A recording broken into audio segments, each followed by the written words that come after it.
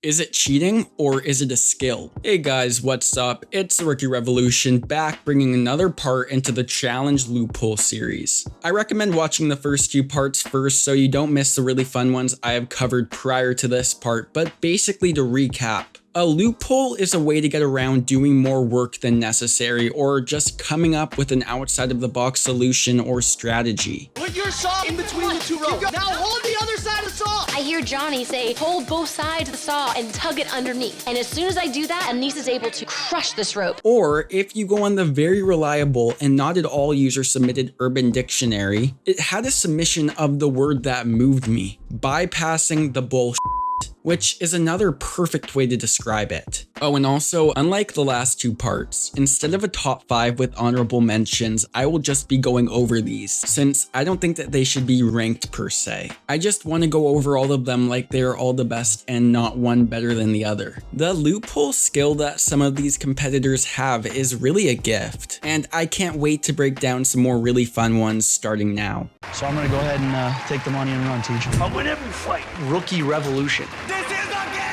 So first, let's talk about an interesting strategy a certain challenger had on the Rivals 3 daily called Dirty Laundry. And I've talked about this daily before on my weirdest daily video. But to recap, the only thing you really gotta know was that it was bizarre and awkward. I would rather put a campfire out my face at this point. The way it worked was you and your partner had to sit on a bar of soap so it melts off to reveal numbers that you have to go find in a laundry pile and then hang up on a laundry rack. This video is not about the funny moments or the moments that keep me up at night from this challenge, so I recommend you watch the full daily, but what I really want to highlight is the loophole Wes came up with. While every team was working really hard and getting every inch of the soap off, Wes decided to just melt enough to where he could see the numbers instead of doing all of the extra work involved with completely melting the soap. The name of the game isn't who can get all of this soap off, it's who can get the numbers fastest, and that's what I'm doing. Listen, I'm no Albert Einstein, but I was able to get consistent C's in high school science, so I could tell you Wes had the right idea. As you can see by the end, him and Nani's soap was barely even melted. It was all just super clever, and him and Nani won their heat. And Wes showcased the saying he loves so very much of working smarter, not harder. We didn't sit there and try to get all of the soap off of the bar. We just came up with the idea to just find the numbers. In business, they call that working smart, not working hard. Bananas also showcased the same strategy, but he didn't win and did it after he saw Wes do it, which also goes to show that the more seasoned vets always seem to be the ones who find these loopholes. Next, we are moving on to a strategy a certain someone had on the Battle of the X's 1 final challenge. The X's 1 final had, in my opinion, the worst conditions of any final ever, and definitely a top 3 in terms of pure difficulty. All in all, it was no easy feat. The final consisted of Emily and Ty, Bananas and Camilla, and CT and DM. Going into it, we all knew that either Bananas and Camilla or CT and DM would take the victory. CT and DM were pretty much in the lead for all of day 1 of the final and most of day 2. Throughout the final, CT got gassed to the point where he just really couldn't continue walking. It's understandable. It's in snow with snowshoes, and CT's a big guy in the high altitude with barely any oxygen going into his muscles. He takes up 10 pounds of snow every time he takes a step. And when CT smokes a carton of cigarettes a day, he was obviously going to slow down at some point. After about 20 yards, I realized CT is not side by side with me. Something's not right. Something's off. It's so easy for DM to get through the snow. She's so light, she never actually breaks the snow, so she can sit there and jog. Me, it's like 3 feet of snow that I have to push through. It's not an easy job. We're on your ass. Better pick it up. I've already done 2 hours of leg lunges through the snow. My heart's here. CT, you smoke like a cigarette every 5 minutes, literally. You don't think it's gonna catch up with you? Come on. When CT and DM were almost at the finish line and CT was dying, Bananas and Camilla caught up and very cleverly used the footsteps DM and CT had already left, but mostly CT's because, as I said, every step CT took pretty much took all of the snow with him. So Bananas and Camilla, using that, conserved pretty much all of their energy, and last minute they passed them and won the final. Right now, the name of the game is to just keep applying the pressure and just basically keep stalking CT and DM. This was super smart and was a great example of using your resources to your advantage. Honestly, I was upset CT and DM didn't end up winning, but I can't be mad that Camilla and Bananas did what they had to do to win, and it worked. The loophole was never explicitly shown on the show, but CT confirmed it in an interview with AfterBuzz TV after the final aired. Johnny, what they did, he had a really smart move. He said it afterward. He's like, we just followed your footsteps. You pretty much cleared the path for us. I had to literally dig through it. And then Johnny would just follow my path, and if it looked too difficult, he'd find his way around it. For the next daily I'm going to be talking about, it actually has not one, but two loopholes. And it's called Pad Wheel Puzzle from War of the Worlds 2. And the way it worked was you and your team had to each memorize one 4-digit code, and once you have it memorized, you enter a pad wheel, which is basically a hamster wheel. And it spins, so it is a hamster wheel. And there is one lock for each member of your team, but you have to find the lock that works with your unique 4-digit code to unlock your puzzle pieces to build your country flag. The wheel is also spraying water everywhere, so it gets very slippery, so it's all just very hectic. Like I said, this challenge had two loopholes, but one of them could be and actually was considered cheating. But the first loophole was when Team US went. They quickly found out that this challenge was not easy, and with 16 locks, it would take forever to find the right ones. Bananas ended up saying to everyone to try the same combination and do it that way, which in theory is very smart, but it caused a bigger mess. Because by the time it dwindled down to the last few locks, they couldn't remember whose combos they had used and whose they hadn't. Everyone sit here and start your numbers. Burn that into your brain. Johnny, stop talking. Guys, listen, let's all try the same number. No! We're gonna have to. Start with Ashley. Everyone go 1, 3, 6, 7. We have one lock remaining, and we don't know whose combination will punch into the slot. No! Not that way. Just not that way. 3, 9, 8.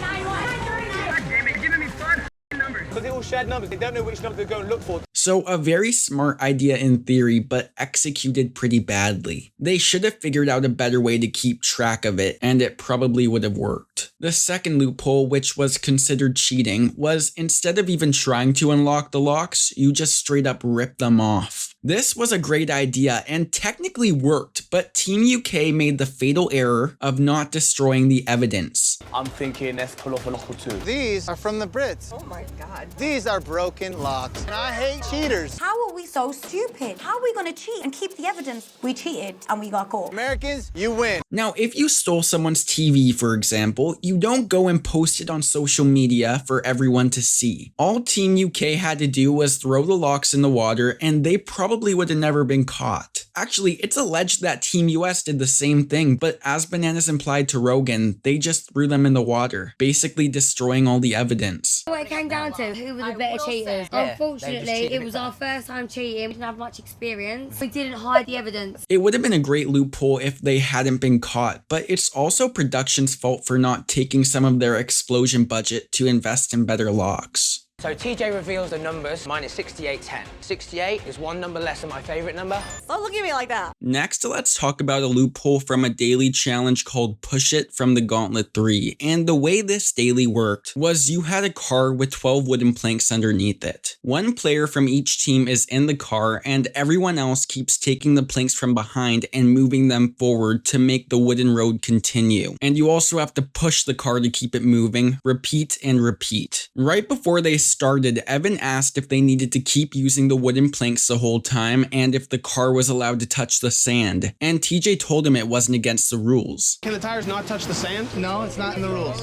Yeah, brother. We think that we have enough beef to roll this thing through the sand, then we don't need to worry about the road so much. If we look over and they're just pushing theirs through the sand, Audible is going to be sandbox, and we're going to just start pushing. We have an audible, which means as soon as we think we're losing, we're just going to haul this thing through the sand. Now, they didn't use this loophole at first, but once the rookie team was way ahead of them and were about to win, everyone on the vets team forgot about the wood and just pushed the car straight through the sand and won. The rookie's car is like 2 car lengths ahead of ours at one point, and we are stuck in the sand. We have one last chance to get this thing across the finish line. We all yell sandbox. This is our saving hope, and right at the end, we pull out our secret weapon. Guess what? Another win for the vets. Once again, we beat them. Mind over matter. I don't mind, and you don't matter. I personally think the rookies kind of deserved to lose since they weren't listening cheating when TJ very clearly said that it wasn't against the rules. But I also don't think that this would be allowed today, and they would make it very clear, since there's a lot more rules in the daily challenges now. This is probably the most non-sneaky loophole. It was immediately known and not a secret. I think the resourcefulness the vets used, while maybe not noble in this case, they deserve the win. If we did not decide to push the car right then, we would have lost the mission. It wasn't a noble victory, but it still was a victory. I think the veterans are thinking more unconventional about how to win these challenges, and I think that that's what they did, and they won. Next, we have yet another Johnny Bananas loophole. It's crazy how many loopholes he's found throughout his challenge career, but this was actually the first really significant one he has ever found. It happened during the daily called Giraffic Park on the Inferno 3, and the way it worked was there were 15 wooden giraffes across a lake, but you had to find the exact match to one from the other side of the lake. But there are about 50, so it can take a lot of time. If you find the exact replica, the key will unlock the cage. No one was doing particularly well in this challenge, and the reason is because, like I said in the beginning of this video, being observant and finding little hidden details is a very special skill that not many challengers have. So when Bananas went, right away he figured out that the replica had a little mark on the leg with different numbers. He then just found the matching number from the other side of the lake and got it instantly. Johnny was very excited he cracked it and told his whole team about it, but for some reason no one was really listening. I noticed etchings on each one of the feet that have a different number on them. This may be a huge part in finding the identical match to our giraffe. I'll tell you what it was, come here. I noticed these knocks on the legs, and like an idiot, I just start blurting this out. I'm so frantic, I don't think anybody is taking me seriously. Ace got mad that Johnny won a bike he wanted, and since he thought he was keeping the strategy from him. It didn't help that Susie and Kara were stirring the pot as well. I didn't Ace know about yeah. I told him, he wasn't listening to me. I told him about that. Yeah. Johnny figured out that the markings on the feet are what you had to have so that you could match it up the easiest. He did not tell me about the markings on the feet. I told the entire team there's markings on the legs. We can piss on me all day long and tell me it's raining. It's piss. At the end of the day, if you are ever on a challenge team with Johnny Bananas, just take your bets and listen to him when he tells you a strategy. I think you'll be surprised on who came up with the next one. Oh, did I say surprised? I meant predictable. CT on the I Got You Babe challenge from Battle of the X's 2. And the concept was you went on a tightrope 500 feet above the ground, and your female partners are the ones walking on the tightrope while the guy partner is in a Superman position holding down a rope to keep you stable. What CT did was basically thrust while DM was up there, so instead of DM walking, CT basically moved for her. CT was practically dragging her. In a challenge where the male basically has nothing to do, CT found a way to put it into his own hands and help DM quite a bit. They only got second place, and it was a very little loophole, but I've always just found it hilarious. Leave it up to CT to find some new and interesting way to complete a challenge. As DM is pulling, you see CT just start to bounce his butt up and down in the air. Next, we have a super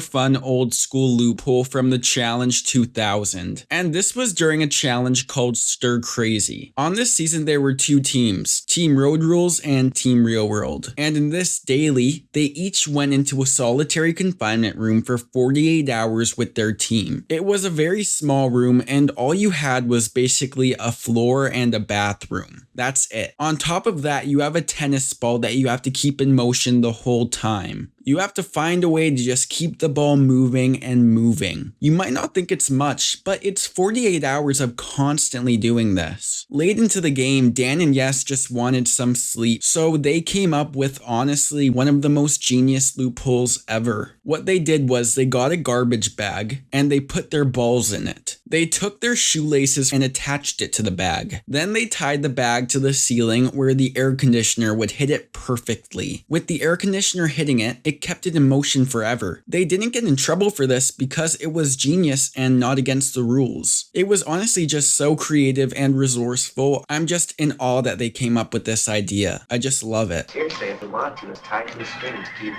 swinging it. You can put it in the bag. I should have. There you go. Attach a piece of string to the bag and you put it right up on top of the ceiling. That sucker's moving. The Road Rules team won mostly because of this and also because David fell asleep with his ball in his hand. That's David for you. Thank you again to Peridium for this whole series idea. This was the third batch I made of this series, and there are many more I can talk about. So if any of you want another part or have any suggestions of more loopholes, comment them down below. But I hope you all enjoyed. Please like, comment, and subscribe. Follow me on social media. Links are in the description. And until next time, take care.